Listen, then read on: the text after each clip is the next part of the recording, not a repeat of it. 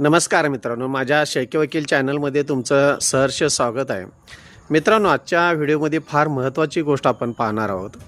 ज्यावेळी एकत्र कुटुंब पद्धतीचं सरसनिरसमानाने वाटणीपत्र केलं जात असतं, त्यावेळी त्या कुटुंबामध्ये असणारी जे सहहिस्सेदार असतात, त्या संपूर्ण सहहिस्सेदार जोपर्यंत समोर हजर आहेत नाहीत, तोपर्यंत सदर मिळकतीचं कोणत्याही प्रकारे वाटणीपत्र जर केलेलं असेल आणि एखादा जरी सहहिस्सेदार हजर नसेल, तर सदरचं असं सरसनिरसमानाने केलेलं वाटणीपत्रसुद्धा बेकायदेशीर ठरू शकतं.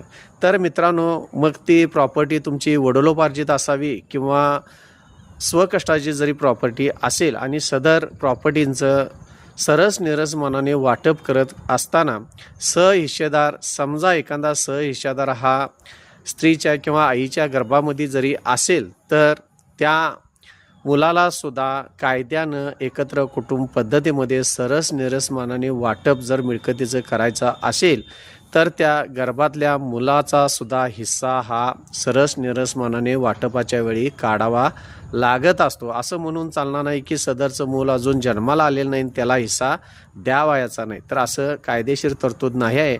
तर मित्रांनो, जर सहहिस्सेदार असेल तर त्यांना कायदेशीर वाटप होत असताना मिळकतीचं सरसनिरसमानाने ही त्या मुलाची सुद्धा वाटणी कायद्यानं द्यावी लागत असते.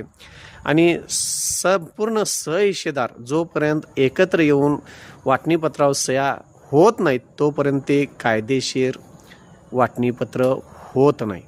धन्यवाद.